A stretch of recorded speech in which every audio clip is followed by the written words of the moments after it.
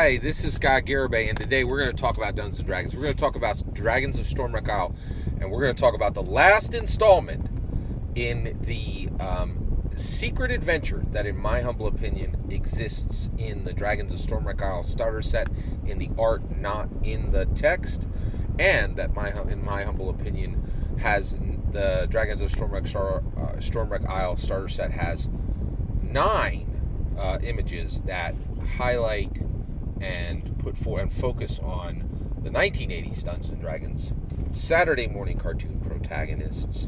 Let's talk about the last section of the secret adventure that, in my humble opinion, exists in the Dragons of Stormwreck Isle starter set. That secret adventure titled The Cloaked Thief's Return. All right, so today we're going to talk about Dozy Artifact A01, Dozy Artifact A28. Okay, so Dozy Artifact A01 shows Eric witnessing the exact moment before Runara slays Runara's prey, the adult blue dragon who appeared in Season 3, Episode 24, The Lost Time, in the Saturday morning cartoon. And so let's catch up with Presto and the party. So Presto's party is Presto, is Kenrith,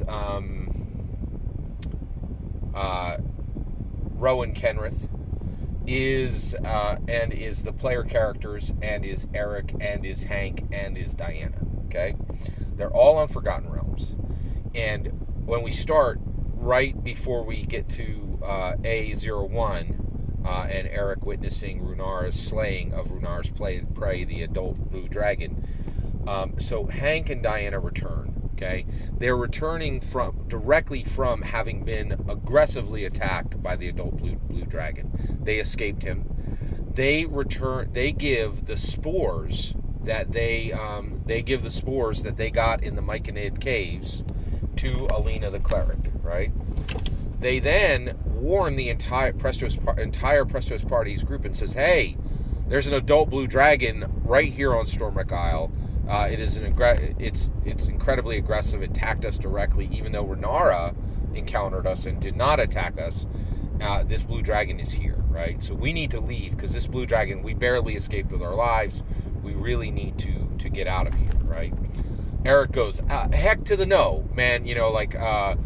We've been questing, to find a position right here on Forgotten Realms to punch through and make the portal for Sheila, and we're going to finish it. Right? I don't care if there is an adult blue dragon here." And Hank and Diana go, "You didn't encounter this thing. We need to leave now, right?" So at this point, the player characters are they're in the deciding position. Okay, and this is the greatest thing about Dungeons & Dragons is the player characters are the heroes. They are the deciders, right? What they decide happens, and that's going to be the case here, right? So Eric is like, "Let's stay, let's finish this, let's get Sheila through." Hank and Diana are like, "You didn't see this adult blue dragon, man. We've got to get right." And so who's going to win? The player characters decide who wins. Whoever the player characters in majority go for is going to be the winner, and that's what's going to happen. And also, you should be aware, like in this secret adventure, it's quite possible that they're not going to return Sheila, right? That's not a great ending, but it has to be a possible ending. And the reason why is in Dungeons & Dragons, we respect three things. We respect the Dungeon Master, the artist. We respect the Dungeons & Dragons players, the experiencers. We respect the math rocks. We respect fate. We respect dice, right? The greatest Dungeon Masters understand that the narrative trilateral sourcing is the heart of Dungeons & Dragons. It's what makes it the greatest narrative engine that humanity has ever created. It's what makes Gary Gygax a better storyteller than Shakespeare. Done, right? Okay. All right. So basically, and so the player characters are going to decide. Regardless of what is decided, though, Eric runs off. Eric runs off by himself, right? Now, why is he doing this? Why is he just running off, eating without the party, right? Well, the reason why is he's still very, very unbalanced from the loss of Lorne. He's very impacted by Lorne's death, right? And so at this point, Eric runs off, And he goes to find the adult blue dragon, but instead he finds the adult blue dragon fighting Runara, right? And he was all like, I'm going to kill that blue dragon, right? But when he sees two dragons fighting, he realizes, oh, I was kind of flexing there, but the reality is a little different than the thought, and he's quite alarmed at just the savagery of these dragons that he's witnessing, and just dealing with all of this, right? So very, very interesting. Then, okay, so let's say that the player characters say, you know what, we're going to finish this. Eric's right, we got to stay. We need to finish this, right? Runara kills the blue dragon, which splashes the entire Stormwreck Isle with huge amounts of energy. At this point, Presto's party, everybody, right?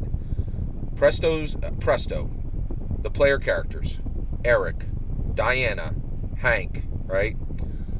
They are contacted by Maya Lee, right? And Maya Lee, communicates magically with them and says it's time. And with Presto's power, with Maya Lee's power, with Iroas's, the Theros deity, victory god, the god of victory, right? With his power, all three of them using the extra magical power from the adult blue dragon's death, Runara's sorrow over killing that blue dragon, they do it. They punch through from Forgotten Realms straight through to Earth, make the portal, right? And Maya Lee brings in Sheila, Bobby, and Uni, right? She brings them into the Forgotten Realms. There is, about 2 minutes of Sheila, Bobby, and Uni hugging everybody and saying, thanks for opening the portal. We're about to go. But then Sheila, Bobby, and Uni say, hey, player characters, you guys have been so faithful to help Presto, to help Hank, to help Diana, to help Eric. Thank you so much. Come with us to Earth. And that's what this was all about, in my humble opinion.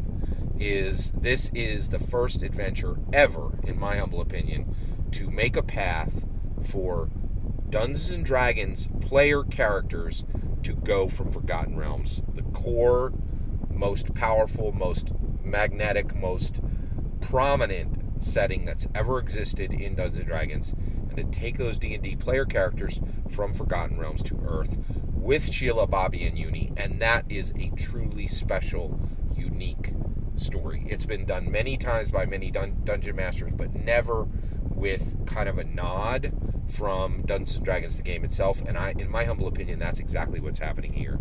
That is the end of the adventure, right?